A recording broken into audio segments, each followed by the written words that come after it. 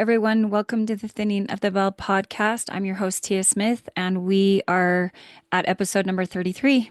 It's kind of crazy, but this is another how-to video to help you when you receive those revelatory thinning of the veil experiences, how you actually find, like I did with Sarah Jane DeGear in my last podcast, how do you find families? And thankfully, they've made it a lot easier on all of us to try to do this work for those lay members who are not professional genealogists. So today's going to be a video on how to utilize the hints in your Familysearch app account and in your online account as well.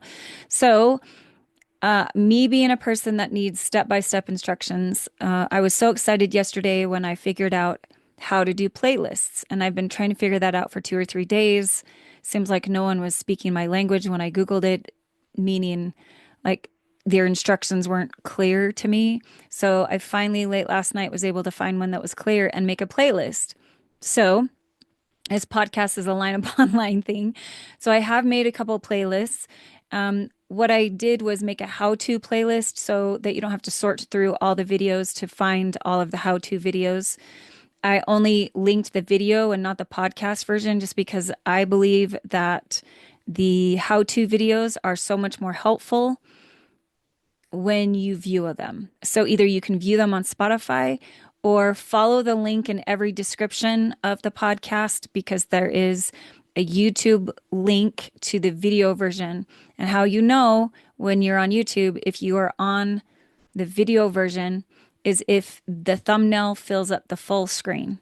If you're only seeing the thumbnail fill up half the screen, then you're on the podcast version, which is listening only. So, two different ways to recognize it. Either look in my descriptions or check the description out in every single video because I've linked that there as well.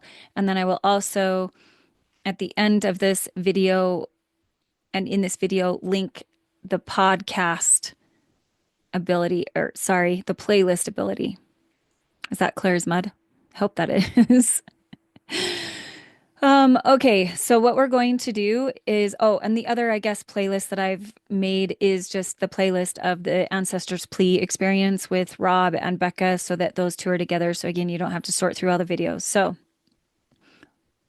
we're going to jump right into it. All right, like I said, I'm going to be talking about the hints found on Familysearch, and this is just Familysearch for right now. First thing you want to do is recognize the icon of what the hints look like. So every time in Familysearch, you see a blue circle with like a piece of paper with a folded corner and a person. That is the record hints. Now make sure in your options in your family tree that you toggle that toggle to the right. So when you go in and see and you look at all of what the different icons mean, you want to make sure that you're toggled to the right on everything in the beginning. And then I would say go in and untoggle them as you go and as you get better if that's what you want. But I just leave mine all toggled on at this, because I don't want to miss anything. But what we're specifically looking for today is the blue circle icon with the paper and the person in it. So just start doing that. Just make sure that that toggle is pushed to the right so that you can see record hints attached to people. Because if you don't, you're not going to see blue circles anywhere. All right, I'm going to read to you from Familysearch Newsroom, an article dated December 10th, 2024. New historical records on Familysearch, June 15th, 2024.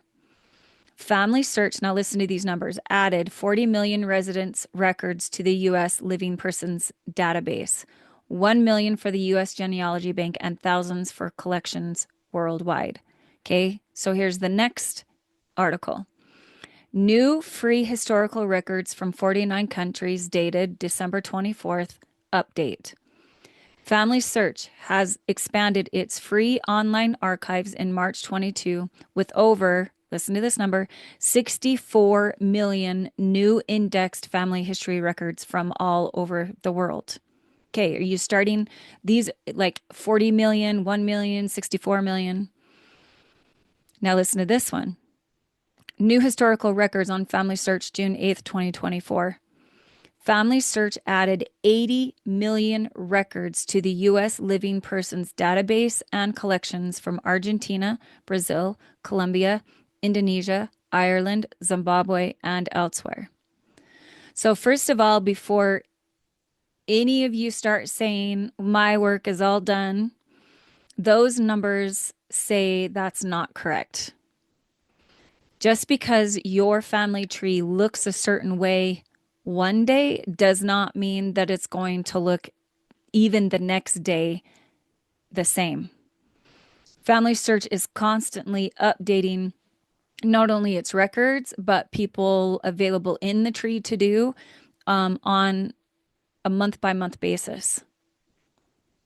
So we can no longer say anymore, my work is all done. Let's just be clear, it will never be done to the end of the millennium.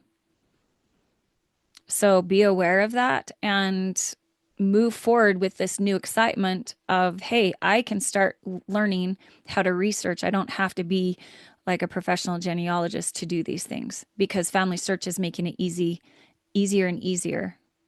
More easy than when I started doing it for sure. And again, it's just pushing the button. We just have to get good. Who knew Gathering Israel was all going to be all about pushing buttons? But that's where we sit. All right, what I wanted to show you was how to do it on a cell phone first, and then I'm going to show you how to do it on the computer, and because the computer will help make more sense later, and it will bring everything together. So option number one, because there's a couple options you can do it on your cell phone. Now, I tend to do it on my computer. I don't know if that's like an old person thing or what, but that's what I tend to do. Young people probably are super good at doing it on their phones. But just in case you're sitting in the doctor's office, you can tell I do this a lot, and are making good use of your time, you can actually do this while you're sitting there. So option number one is how to find hints on your cell phone. Okay, step one.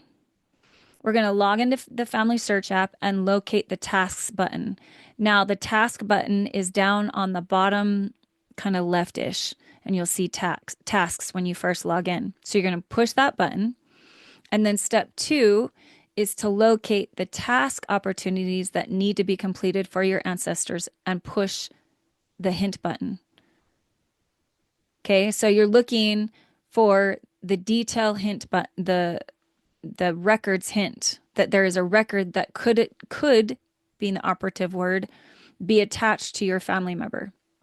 So you click on tasks, and then I've decided to click on Emily Roberts. She is an ancestor of mine that has a hint that possibly could be connected to her. And so I'm going to push that blue hint that's next to Emily Roberts. Remember, it's a blue circle with a paper and a person in the middle. So after you click on that button next to Emily Roberts, step three is choosing which one of those hints you want to evaluate and click on that one. So Emily Roberts only has one hint available right now to look at. So I'm going to click on the United States obituary records. So you find the record and then you click on the record. The next step, number 4, is to evaluate the record opportunity to make sure that this is the correct person you want to attach this record to. Because sometimes hints, based on the algorithm and everything else, can be attached to the wrong person. Again, please don't let this stress you out. All hints can be detached at any point in time, but you're going to evaluate whether this obituary record has to do with Emily Roberts' family. And as you identify the similarities between her and the records, then the next step would be, step number 5 is to click down at the bottom at the compare button. So you're pretty sure by now that this is the right hint to attach to Emily Roberts. You click compare. And then after evaluating the information and making sure it's correct, you click yes, attach button. So that is the very first simple way. If you're bored, you click on tasks just to see, well, you can choose whatever task you want to do, but for this particular podcast, we are choosing to look at the hint section. So you click on tasks, you choose the person that you want to look at with the hint attached, then you choose the hint that you want to look at and evaluate. And then after you've decided that it is the correct hint applying to the person that you're looking at, then you just click compare and then yes, attach. Now that it does something else, what it does is it provides another source to validate this person and all of the information in the record. It will also add family members into the tree, but I'm going to show you how to do that on the computer. But that's the cool thing about hints. Okay, now we're going to go to option number 2. So then we've just clicked randomly the tasks button, not knowing who's going to pull up, and it's just kind of like surprise. But now we want to find out if we want to look at a particular person, how we do that. So how to find hints on your cell phone, option number 2. Step 1, locate the recents button. So let's say you've been working on the tree and you're really being drawn to someone in particular. If you've already worked on them in the tree, then you can pull them up in the recent button. So let's say I've been working on Elizabeth Muehlhausen's line and I want to see if there's any records to attach. So what I'm going to do is when I log in, instead of going to the task button, I'm going to the recent button, which is the bottom right-hand corner of your cell phone screen. Step number 2 will be locate the ancestor that you would like to access the hints on and click on that name. So I want to find hints on Elizabeth Muehlhausen. She's the one I'm drawn to. So you click on that name. Step number 3, after you click on that name, is to click the hint button. So now you're on the person page for Elizabeth Muehlhausen. You're going to click the hint button that is located above on the top, right next to the female or the male picture. So it's right above her name, Elizabeth Muehlhausen. You'll see the blue hint button. So you click on that. It will pull up the records. So she has a county marriage record and also a Missouri marriage record. So you can choose between one of those records. And remember, this is just for Elizabeth Muehlhausen. And then step number 5 would be, again, evaluate and click and then compare and attach. So compare and attach is the exact same throughout this whole scenario, the cell phone scenario. It's just how you're accessing. First tasks is just a random. This option 2 is like, I want to find someone specific that I've been currently working on and see if there's any steps attached. So you're going to click the recent button, find Elizabeth Muehlhausen or whoever you're working on, click on their name, and then up will pull the hints on the top of the page next to her name. And then you just go through the process, compare and attach. Now, let's say you want to find Elizabeth Muehlhausen's ancestors or descendants with hints attached. So let's say not only you want to find Elizabeth Muehlhausen's hints, you also want to see if there's any of her descendants that have hints attached to them. So how do you do that? So you follow the previous steps, click recent, find Elizabeth Muehlhausen, click on her person page, but instead of clicking on the hint button, this time you're going to click on the 3 dots in the top right-hand side. And what that's going to do is it will pull up options. You can either view the relationship, you can either search records, do possible duplicates, or you can view descendants with tasks and view this tree. So there's 2 ways. So you follow the previous steps, get to her person page, you select the 3 dots, and then you're going to click either the descendants with tasks or view this tree. So if you click on the tree view and want to locate the hints that way, it will bring up the tree view and all of her descendants with hints will have blue circles underneath, and that's how you access the hints from there. And then you just review and attach like you have done before. Now, if you didn't click the tree and you decided to click descendancy with tasks, then it will bring up all of her descendants, not on a tree view, but in a line that have the hint button. And then you're going to click on those hints. So Elizabeth Muehlhausen for 3 generations, and you can change that, how many generations up in the toggle. Louis John Sheeler has a hint. Elizabeth has a hint. Elise Sheeler, Louis J. Sheeler, Gustavi Sheeler. So these are all of her descendants that have hints. And then you would just look at those hints, evaluate, and then attach that way. Okay, this is the last way. So you're going to log onto your Familysearch app, just like we've done before, but instead of clicking tasks or recents this time, you're going to click more. Because let's say you haven't visited this person, but you want to find this person. So in the more button, you're going to want to locate, after you push it, find a person. Okay. So after you click find a person, it's going to ask you to fill in the name of your ancestor that you're looking for. So we're just going to click in Elizabeth Muehlhausen again. We're going to type in that name and click find.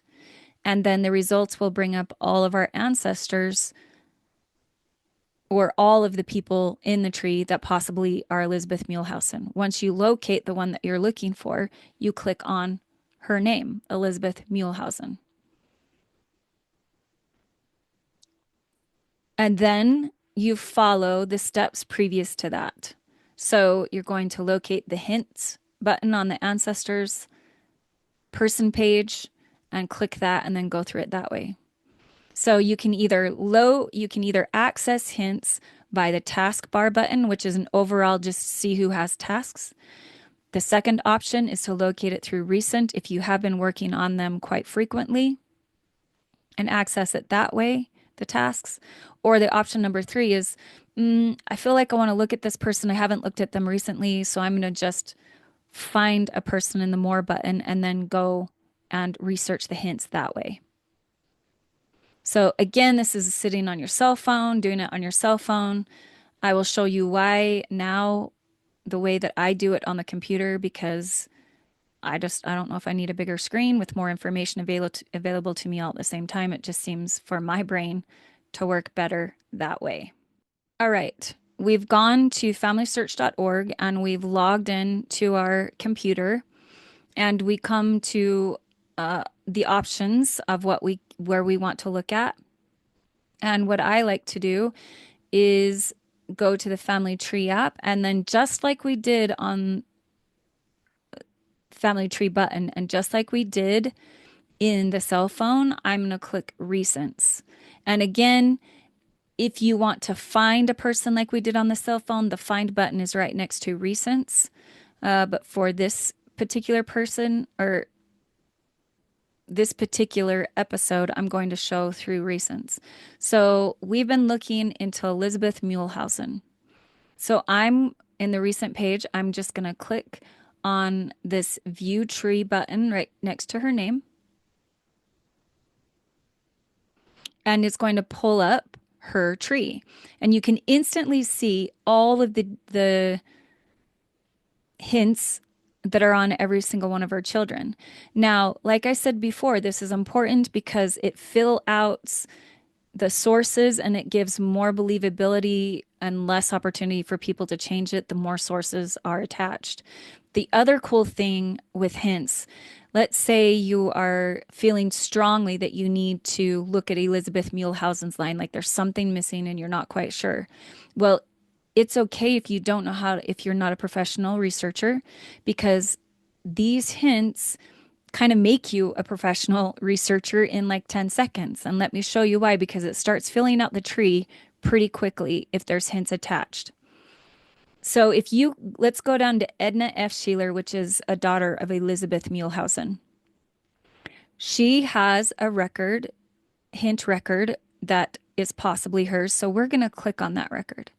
So when we click on that record, we're seeing that Edna does not have a spouse listed, right? So when we click on the records, immediately we can see that there is a husband because in Find a Grave, it lists her as Edna F. Sheeler Hungate. Okay. But what I want to do is go down and look at one of these marriage records because that's what we're looking for. We had the prompting to go help Elizabeth with her family. We noticed that Edna does not have a spouse attached, but there is a hint opportunity. So we're going to click on this Edna F. Sheeler marriage record. So this is the record, and it brings up the name James Bruce Hungate. He's a male. The spouse's name is Edna F. Sheeler. So immediately we're seeing consistency in, yes, this is the person that this hint is attached to is correct. So immediately I can tell this is correct. All I do is push this review and attach button. Now it's important to do that. Let me show you why. Okay, it will bring you to this screen where on the left-hand side of the screen is the record, the hint record, the Missouri County marriage record. On the right of the screen is your ancestor. And it's asking you to evaluate the information in both. It's asking you to review it. So Edna F. Sheeler and Edna F. Sheeler, they're the same. It says different, but it's just because of the period after F. So everything so far is lining up. I'm thinking I'm okay to attach it. So add a reasoning for attaching the source. I'll just put marriage record and then click attach. So now that is listed as a source for Edna Sheeler. Okay. Now the cool thing you'll notice is right below that, instead of attach on James Bruce Hungate, you will see the add button. And this is the coolest part of the hints. So when I click the add button, it will automatically populate James Bruce Hungate, that he's male, and then it will populate the marriage record. We have to click deceased, and they want to make sure that he is deceased, and we are pretty sure that he is deceased. And then you're going to create the new person.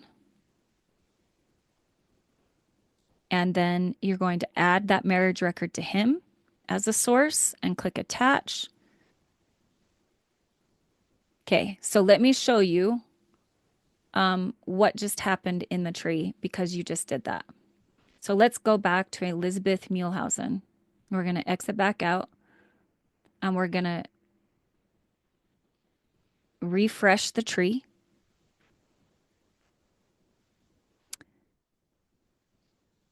Do you see what just happened? Edna F. Sheeler, who didn't have a husband, now has a husband, and the husband's work is available to do. And what popped up is more hints for him, so you can fill out like his birth date. Now, the cool thing is, remember in the previous podcast of the how-to videos, I showed you how to access Find a Grave. And do you remember why I said to go, we're going to click on this really quick. Remember when I said click on the view Find a Grave instead of just looking at the Find a Grave record?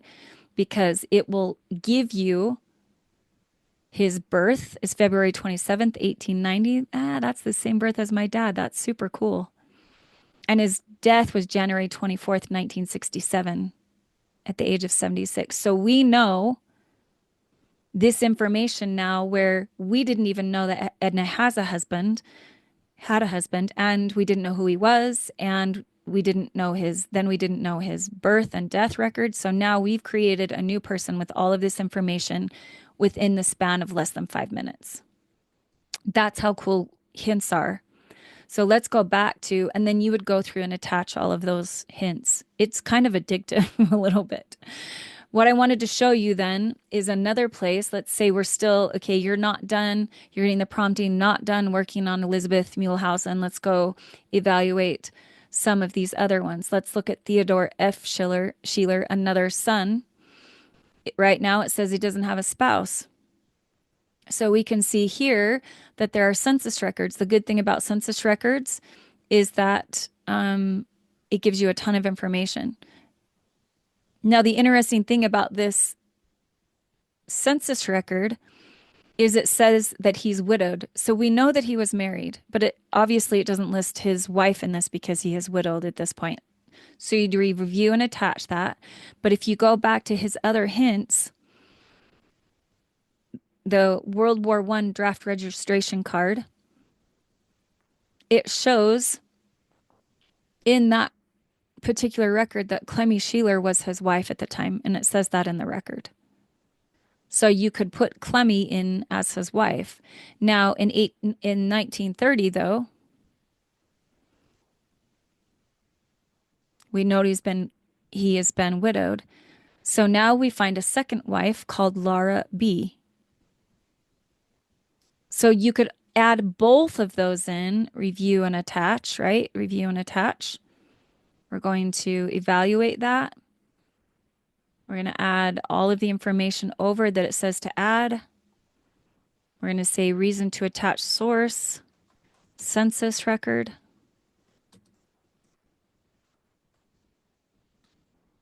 Click attach. And then it gives you the option to add Laura B as his wife. And now it's bringing up a possibility that there are two Theodore Sheelers and that you can evaluate both of them, or you can create a new person. And that's for another podcast. So if you get to this point and you're confused, just click cancel and back out. And again, I'll review how to do that in another podcast. Okay, one more situation. Let's go up here to Lewis J. Sheeler and Lena E. Cohen Sheeler. Okay, so there's a hint attached to Lewis's wife. Right now, they don't have any children. So says the tree. So we're going to click on the hints attached to Lena Cohen. In the first one, we can see that the father's name is Louis Schiller or Louis Schiller. So all of the information is matching. So let's review and attach that because this is actually the birth of a son for them. All right.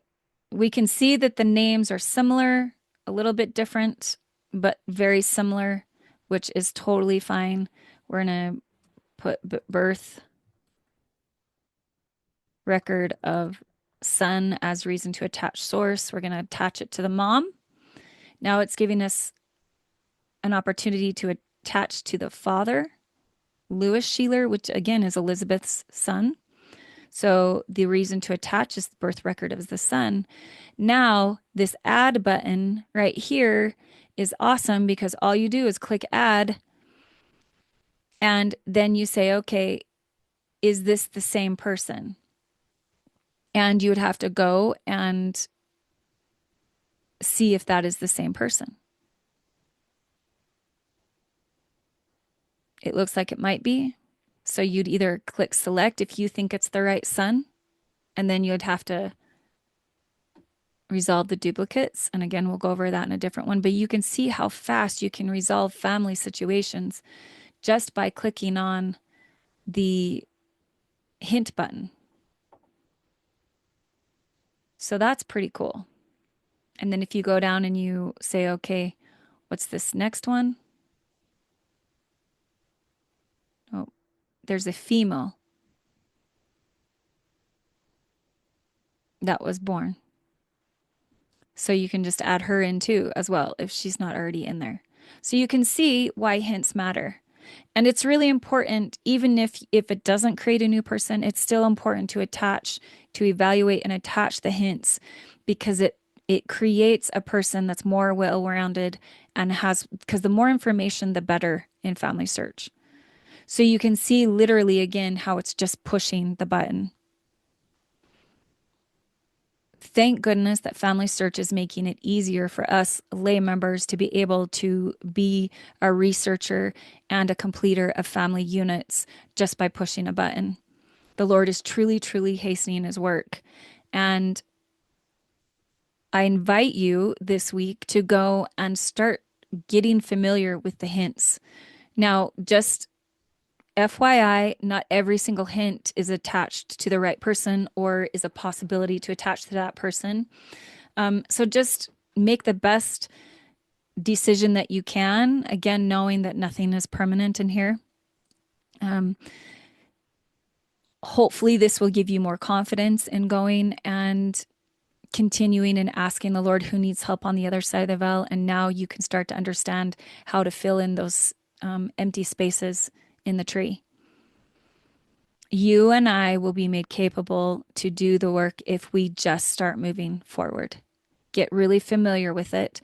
And also thank Heavenly Father for his furthering of accelerated work, because this truly is remarkable. When I was trying to find records for Sarah Jane DeGear, it was exhausting and overwhelming, but the Lord even helped us back then. So go this week, my friends, and get familiar with hints. Start looking for those places where you can fill in the empty holes. Keep asking Heavenly Father who needs help on the other side of the veil. Keep expecting to have thinning of the veil experiences, and then please obey and follow those promptings when you get them. And again, you can always reach out to family history consultants in your ward and in your stake and go to the family history libraries. That's what they are set up for. I am grateful to have the opportunity to participate in these latter days, and I've gotten way better as I've gone along. I am not saying that I am a professional by any stretch of the imagination, but Heavenly Father takes my half a fish and half a bread and expands my ability to be able to do this work. So thank you for joining me. Remember that I have put all the how-to videos in a playlist available on my YouTube channel if you subscribe, and I will also include it at the end of this video to click on if you need to in the video descriptions.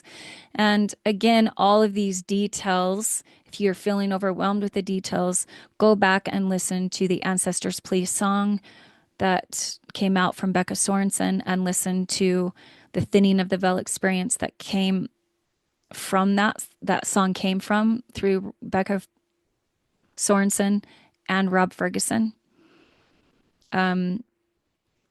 Because really that's what it's all about. And if you start getting frustrated, those are good pick-me-ups to take another deep breath and to dive back in. Next week, we'll be talking about the great day of the Lord, second coming on glory, and it will be a part 1, part 2. And hopefully your Christmas is happy and not stressful. And again, just a reminder to sign up for Roots Tech.